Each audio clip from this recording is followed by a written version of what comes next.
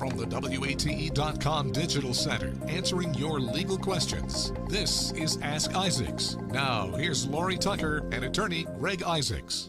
Hi, everyone. Hope you're having a good Wednesday afternoon. I'm Lori Tucker along with our legal analyst, Greg Isaacs, and we're talking about a number of things, all cybercrime related. Really, we're talking about identity theft, swatting, and all related crimes that can really take advantage of you and your peace of mind. And some of these are really egregious and in one case have led to death.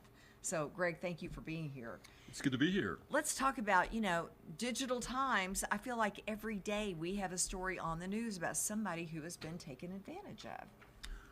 Lori, cyber deception is rampant, and it's the third fastest growing crime in the state of Tennessee. I believe it. Nationally, it cost consumers $8.8 billion, and now factor in AI.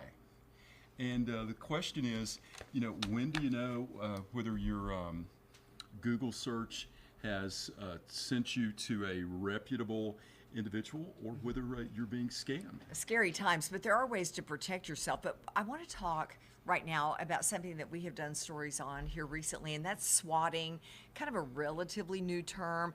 And Congressman Burchett was a recent victim of this, where somebody called in a fake threat, and said that his house was a target. My how pranks have changed to the old days where,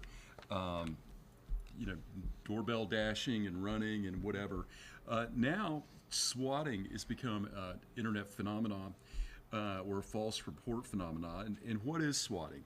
Swatting is where you make a false police report and try to lure emergency services personnel or law enforcement to someone's house under false pretenses. And that happened at Congressman Burchett's house, and that alerted us, obviously. We sent the camera crews out wondering what's going on.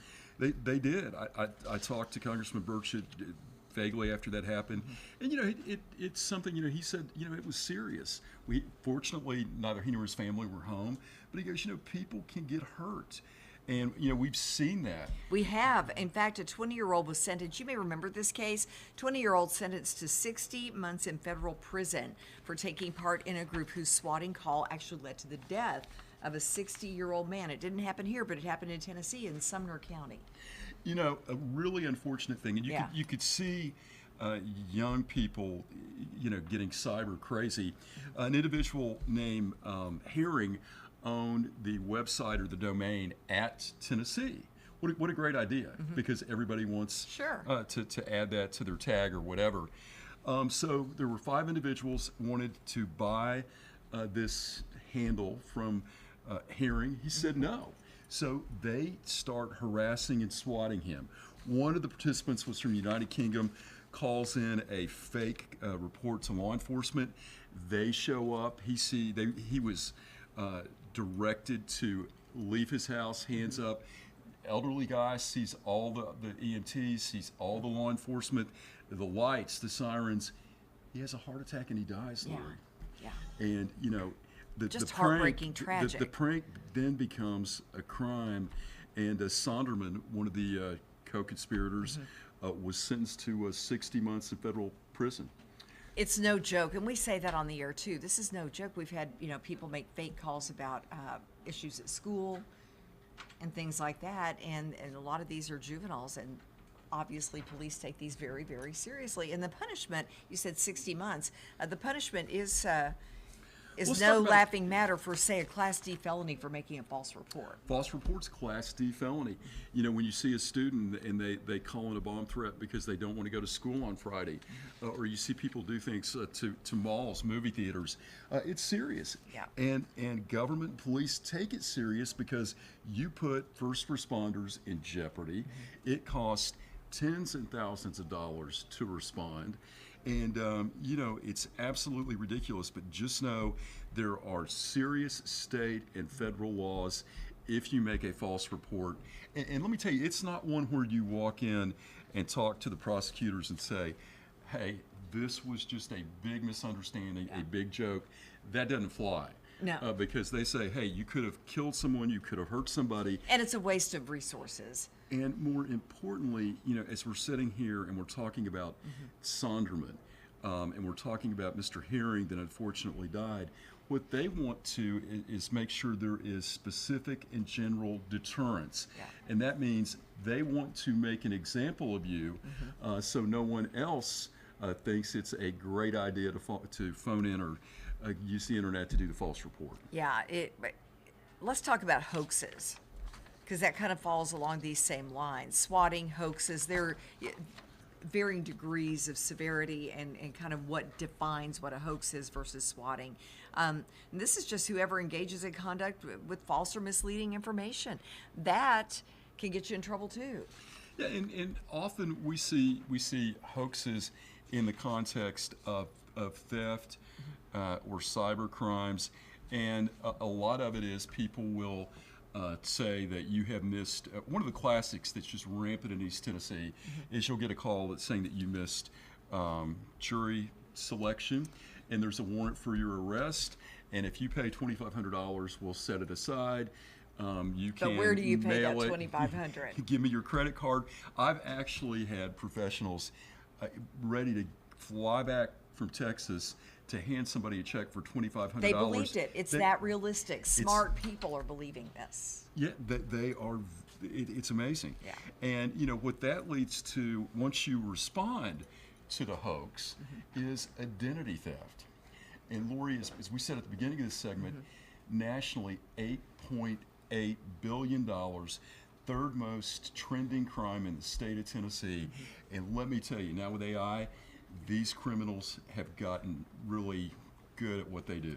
It's so scary. And there are ways that you can protect yourself because I know we all have a digital footprint. It's really easy for people, in many cases, to track where we've been, what we've done, what we've looked at, what we've seen. Yeah. Identity theft is serious. It's a D felony, carries 2 to 4 years. Trafficking or selling someone's identification, their address, their identifiers is a C felony, which carries 3 to 6 years. But if you are the victim of identity theft or cybercrime, that the exclusive jurisdiction federally is the Secret Service. And a excellent resource is identitytheft.com. Yeah. And they will walk you through how to do that. And we have some of this pulled up.